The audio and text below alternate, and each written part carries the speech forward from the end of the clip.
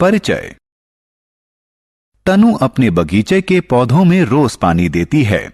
वह जानती है कि यदि वह ऐसा नहीं करेगी तो पौधे सूख जाएंगे और अंततः मृत हो जाएंगे, लेकिन वह यह जानने के लिए उत्सुक है कि पानी पौधों के मूलों यानी जड़ों से पत्तियों तक कैसे पहुंचता है।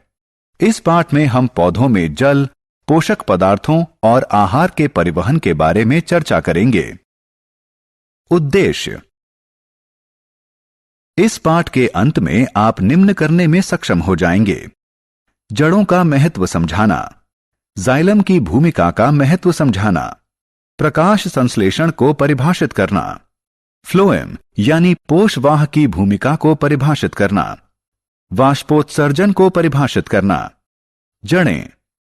विभा अपने बगीचे से कुछ खरपतवार साफ करना चाहती है। उसने उन्हें निकालने की कोशिश की, लेकिन असफल रही। उसने देखा कि वो धरती से दृढ़ता से जुड़े हुए हैं। उसने अपने माली से मदद के लिए कहा। उसने थोड़ा प्रयास करके उन्हें निकाल दिया। उसने खरपतवार की जड़ों के निचले सिरों की तरफ लगे रेशों की तरफ इशारा किया, जिन्होंने मृदा को जकड़ रखा था। इन रेशों को मूल या जड़ कहते हैं। सभी पौधों में मूल होते हैं। मूल पौधे के शरीर के दूसरे भागों को जल और पोषक पदार्थ प्रदान करने में महत्वपूर्ण भूमिका निभाते हैं। मूलों में रोम होते हैं। मूल मृदा से जल और पोषक पदार्थ इन्हीं रोमों की सहायता से अवशोषित करती हैं। किसी मूल में जितने अधिक मूल रोम होंगे, वह उतना ही अधिक अवशोषण करेगा। पादप वाहिकाएं। जाइलम। नलीनुमा वाहिकाओं का एक जाल पादप के पूरे शरीर में फैला होता है। वाहिकाओं के इस तंत्र को जाइलम कहते हैं। ये वाहिकाएं विशेष कोशिकाओं से बने होते हैं। ये एक चैनल की तरह कार्य करते हैं जो मूलों को तने और शाखाओं के माध्यम से पत्तियों से जोड़ता है। जाइलम वाहिकाओं के माध्यम से जल और मृदा से अवशोषित घुले हुए पोषक पदार्थों को पादप के पूरे शरीर में ले जाता है। फ्लोएम।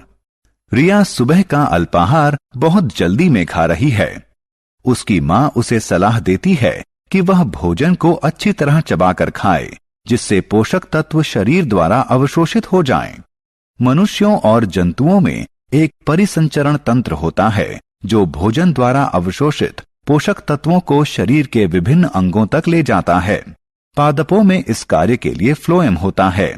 फ्लोएम तने की बाहरी परत पर स्थित एक ऊतक होता है। परिवहन में पत्तियों द्वारा प्रकाश संश्लेषण के दौरान तैयार की गई शर्करा पादप के अन्य भागों तक पहुंचाई जाती है। क्योंकि यह शर्करा का परिवहन करता है, इसलिए फ्लोएम में एक चिपचिपा द्रव होता है। इस पदार्थ को सैप कहते हैं। इसमें घुली हुई शर्करा होती है। प्रकाश संश्लेषण।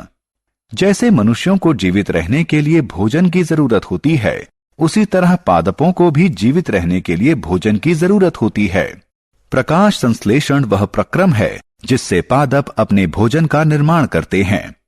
प्रकाश संश्लेषण शब्द दो शब्दों प्रकाश यानी सूर्य का प्रकाश और संश्लेषण यानी तैयार करना से बना है।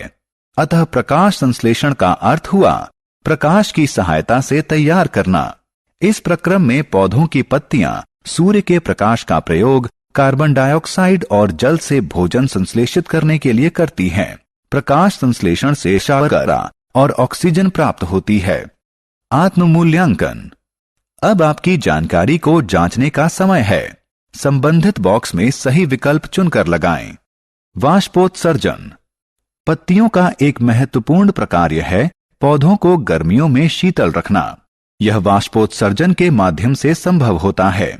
वाष्पोत्सर्जन वह प्रक्रम है जिसमें जल पौधों की पत्तियों और तनों से वाष्पीकृत होकर वायुमंडल में चला जाता है। पत्तियों के ऊपर बने छोटे छिद्र, जिन्हें रंध्र कहते हैं, वाष्पोत्सर्जन को संभव बनाते हैं। आत्ममूल्यांकन। आइए आपकी जानकारी की परीक्षा लें। स्तंभ क के विकल्पों को स्तंभ ख के उचित विकल्पों से मिलाइए। सारांश। आइए हमने जो कुछ सीखा है उसे संक्षेप में दोहराएं। मूल यानी जड़ें मृदा से पोषक पदार्थ और जल मूल रोमों की सहायता से अवशोषित करती हैं। जितने अधिक मूल रोम होंगे, उतना अधिक अवशोषण होगा। जाइलम वाहिकाओं का तंत्र है जो जल और घुले हुए पोषक पदार्थों को पौधे के सभी भागों तक ले जाता है। प्रकाश संश्लेषण वह प्रक्रम है जिसके माध्यम से पौधे अपना भोजन बनाते हैं। पौधों की पत्तियां सूर्य के प्रकाश का प्रयोग कार्बन डाइऑक्साइड और जल से भोजन संश्लेषित करने के लिए करती हैं। प्रकाश संश्लेषण से शर्करा और ऑक्सीजन प्राप्त होती हैं।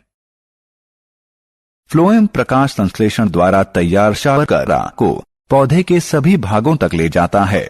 फ्लोएम एक चिपचिपा द्रव होता है जिसे सैप कहते हैं और इसमें घुली हुई शर्करा होती है।